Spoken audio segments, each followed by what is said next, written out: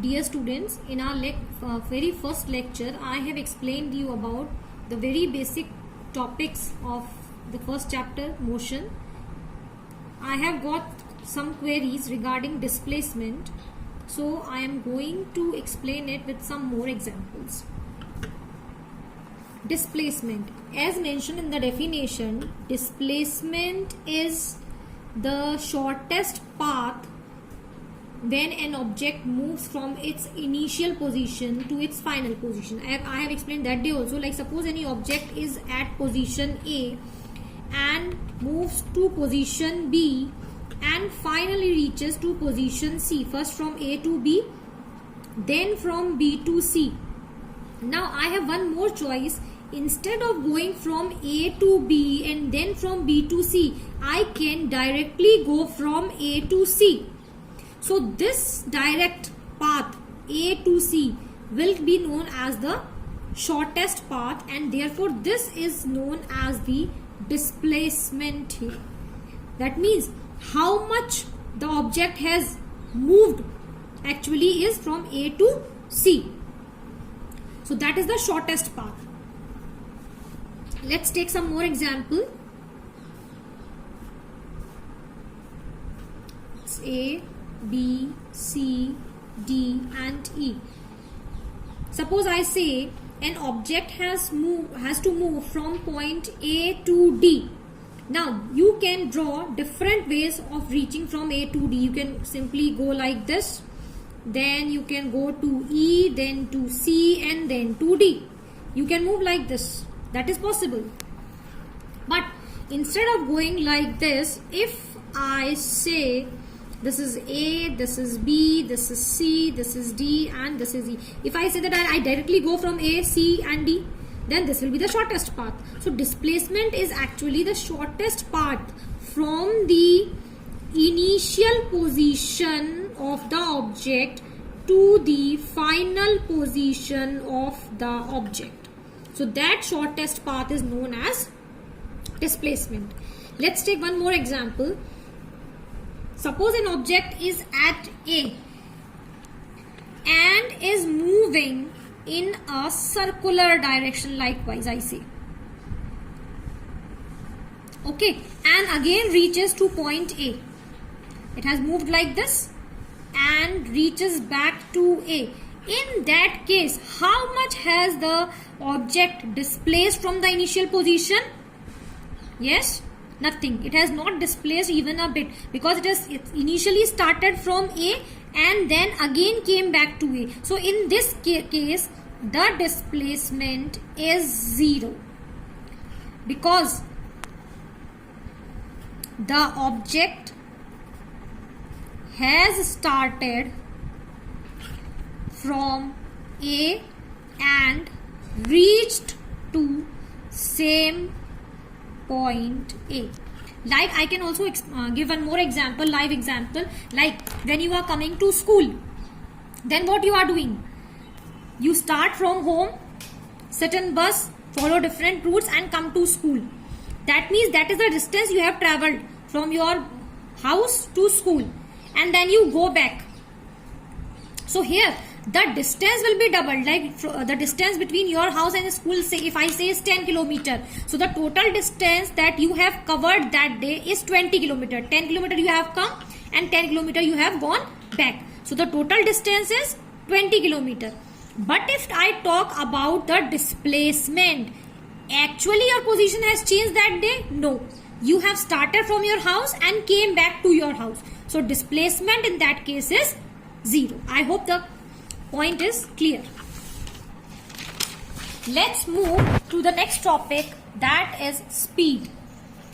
Speed is the rate of change of distance with respect to time of a moving object. That is known as speed. That means how much distance an object has covered within the time. That is considered as speed. Numerically if we go, then we can calculate the speed simply by dividing the distance with the time. Here are few of the properties. The SI unit of speed is meter per second. It is a scalar quantity. In my first lecture, I have explained you about scalar and vector quantity. Scalar quantity means it has only magnitude. Magnitude means only numerical value and no direction. So speed is a scalar quantity. Then speed of a moving object cannot be less than the velocity of the object. Keep it in mind that the speed of the moving object, it will never be less than the velocity of the object. Velocity we will discuss further. Then next, one more point, speed of an object if we have to measure, then you might have seen such kind of instrument is placed on all the vehicles, that is known as speedometer. It is placed on bikes, then all your cars and etc. etc. Then if we have to measure the distance, then the instrument used to measure the distance which an object is covering, that is known as odometer. So just keep these things in mind, that what instrument is used to measure the speed and which instrument is used to measure the distance. Then we have average speed. Now average, as we have calculated the speed, here we were having, how do we calculate the speed? Distance divided by time. Now to calculate the average speed, we will take the total distance travelled by an object divided by the total time taken. So we can define it as the ratio of the total distance covered by the object and the total time taken. So total distance travelled by object divided by total time, that gives us average speed. As in the first lecture, we have learned two new terms, that was uniform and non-uniform. Uniform was that equal distance in equal time, and non-uniform was unequal distance in equal time. So here we have uniform speed. That means if an object is covering equal distance in equal time interval, then the speed will be known as uniform speed. Like for example, a car travels 60 km per hour. That means 60 km a car is traveling in 1 hour. So in half an hour, how much distance it will cover? 30 kilometers. Yes. So 30 kilometer in half an hour. So 15 kilometer in how much time? In 15 minutes. That means 1 kilometer in 1 minute. So here distance traveled and time as increasing or decreasing is same. So the speed is uniform. Next, non-uniform speed. Obviously, when in uniform speed, distance traveled is equal, time is equal, speed is uniform. So in non-uniform, the distance traveled is unequal, and then we say it is non-uniform speed. Next we come to velocity. Velocity is a vector quantity. As we have speed, there we need distance and time. Here, because we are talking about a vector quantity, velocity is a vector quantity. So in place of instead of this distance, here we will have displacement, because displacement is also a vector quantity. To do the numericals or the calculations, always the vector quantity will be evaluated with the vector quantity. So here velocity is the rate of change of displacement with respect to time. Instead of distance, as we have seen in speed, you can see here I have taken distance. Simply that distance is replaced by displacement, and then it comes to velocity.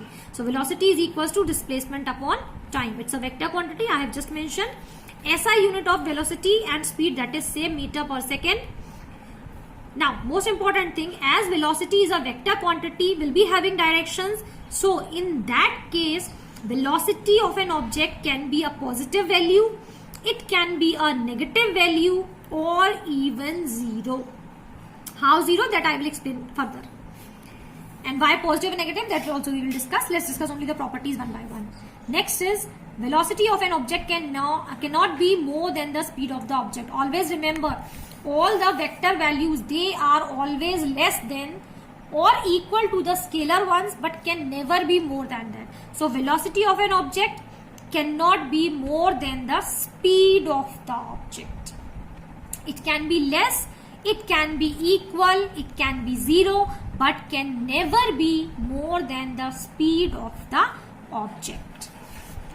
Next, here the types of velocities are discussed. As earlier we have discussed the uniform speed. Here we have uniform velocity. Again the same definition, only with the term distance is replaced by displacement. When a moving object covers equal displacement in equal time interval, then the velocity is said to be uniform.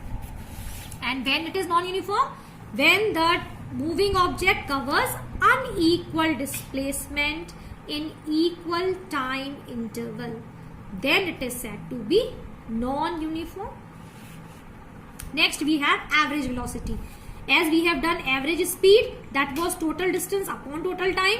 Here again the ratio of total displacement and total time is average velocity. So total displacement is divided by the total time. Here you can see, here in case of average speed, we were having total distance divided by total time. Here we have total displacement divided by total time.